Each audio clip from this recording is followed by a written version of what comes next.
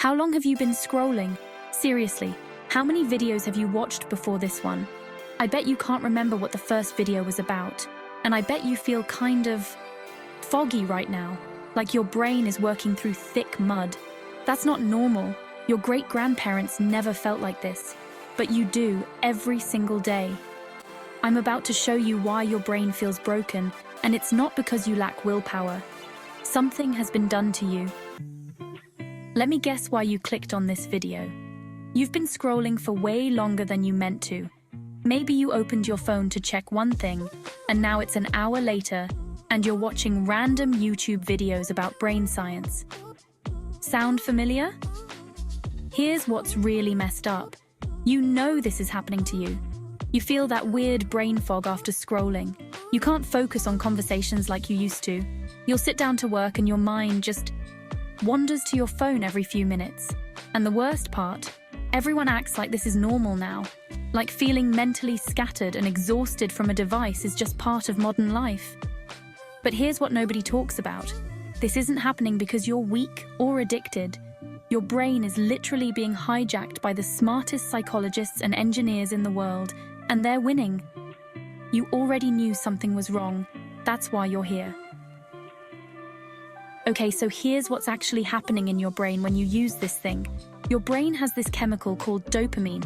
And no, it's not the happiness chemical. That's a myth that needs to die. Dopamine is about wanting, not liking. It's about motivation and craving. It signals your brain about expected future pleasure, not the pleasure itself. And your phone has turned your dopamine system into a slot machine. Think about it. When you open Instagram, sometimes there's something cool, sometimes there's nothing. Your brain can't predict when the good stuff is coming, so it releases dopamine every single time you reach for your phone. You get the chemical reward before you even see anything good. This is called reward prediction error. Your brain is constantly trying to predict rewards and learns from the difference between what it expects and what actually happens. But here's the really messed up part.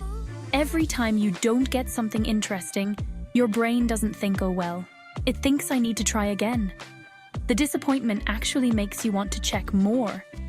Right now, as I'm explaining this, you probably have the urge to check something else on your phone. That's your dopamine system doing exactly what I'm describing, anticipating potential rewards from other apps while you're trying to focus on this one. But wait, there's something even worse happening. It's called attention residue.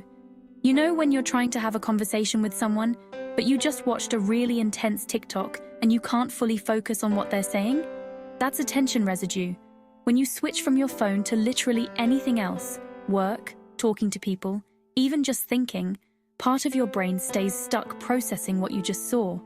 When you task switch, part of your attention gets stuck on the previous task. You're not operating at full mental capacity because some of your cognitive resources are still tied up processing what you just left behind. Dr. Sophie Leroy proved this at the University of Washington. This is why, after scrolling for an hour, you feel mentally drained even though you weren't doing anything. Your brain was actually working overtime trying to process hundreds of random pieces of information. Someone's breakfast, a celebrity drama, a dance trend, a news headline, an ad for something you don't need. And here's what's really scary. Your brain used to have downtime. When you were bored, your mind would wander, process your day, come up with creative ideas, work through problems. But now? The moment you feel even slightly unstimulated, you reach for your phone. Your brain never gets to rest, ever. You're stuck in reactive mode from the moment you wake up until you fall asleep.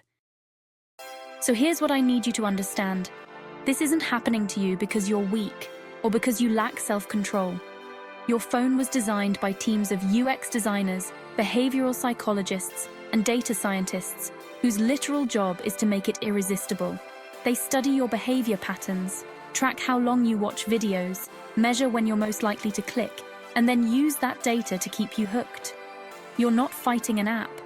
You're fighting a billion-dollar algorithm that knows more about your psychology than you do. Think about it. For thousands of years, if something demanded your immediate attention, it usually was important.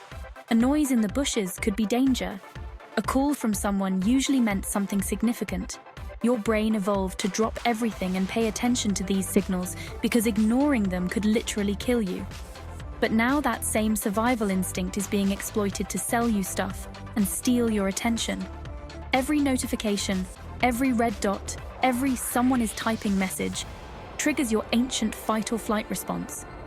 Your brain thinks it's keeping you alive, but it's actually making you anxious, distracted, and miserable. The good news, once you understand how this works, you can hack it back. And you don't need perfect willpower, you just need better systems. Alright, here's what actually works. And these aren't just put your phone in another room solutions, because obviously that's not practical when you need your phone for work, navigation, communication, and everything else. Solution number 1. The Digital Sunset Protocol. Here's what you're going to do tonight. 2 hours before you want to fall asleep, switch your phone to Do Not Disturb mode and turn on night mode. But here's the key. You can still use your phone, you just can't use social media or entertainment apps. Why does this work? Your brain needs 2 hours to start producing melatonin after blue light exposure. But more importantly, you're breaking the dopamine loop right when your brain is most vulnerable, when you're tired and your willpower is lowest. When you feel the urge to check Instagram during your digital sunset, do something physical instead. 10 push-ups, walk to the kitchen, stretch. This rewires your dopamine pathway because physical activity releases natural dopamine without the attention hijacking. Solution number 2, the notification audit. Right now, and I mean right now while you're watching this, go into your settings and turn off notifications for everything except calls, texts, and maybe one work app. Everything else can wait. This isn't about being antisocial. This is about moving from reactive to proactive. Instead of your phone controlling when you pay attention to things, you decide when to check them. Solution number 3, app placement psychology. Delete social media apps from your phone. Use the browser versions instead. This creates what psychologists call desirable difficulty. The extra friction of logging in gives your brain time to ask, do I actually want this, or is this just a habit?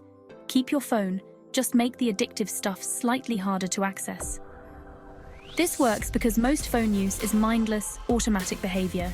Adding even 10 seconds of friction breaks the automatic pattern. Solution number 4, the phone check audit. For the next 3 days before you pick up your phone, say out loud what you're looking for. I'm checking to see if Sarah texted back. I want to see what time it is. I'm bored and want entertainment. This sounds stupid, but it works because it forces your unconscious habit into conscious awareness. You'll be shocked how often you pick up your phone with no actual purpose. Okay, I need you to actually do something, not just watch and forget.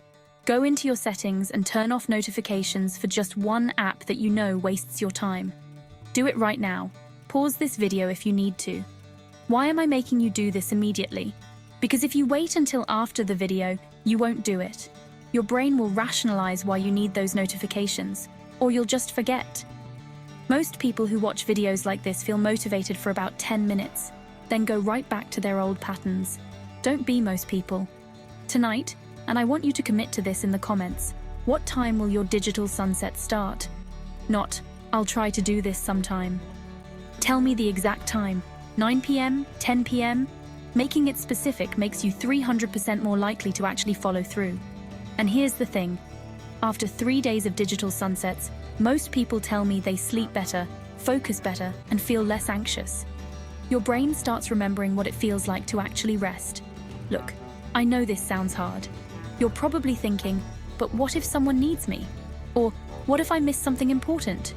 Here's the truth. Nothing important happens on social media after 9 p.m. Your friends will still be there tomorrow. The memes will still exist. The world will not end if you don't see every Instagram story. But your mental health, your sleep, your ability to focus, your relationships, those things are being destroyed every day you let your phone control your attention. If this video helped you understand what's happening to your brain, hit the like button. It actually helps other people find this content. And subscribe because next week I'm explaining why social media makes you feel like you're failing at life even when you're doing fine. But seriously, comment your digital sunset time right now. Your future self will thank you.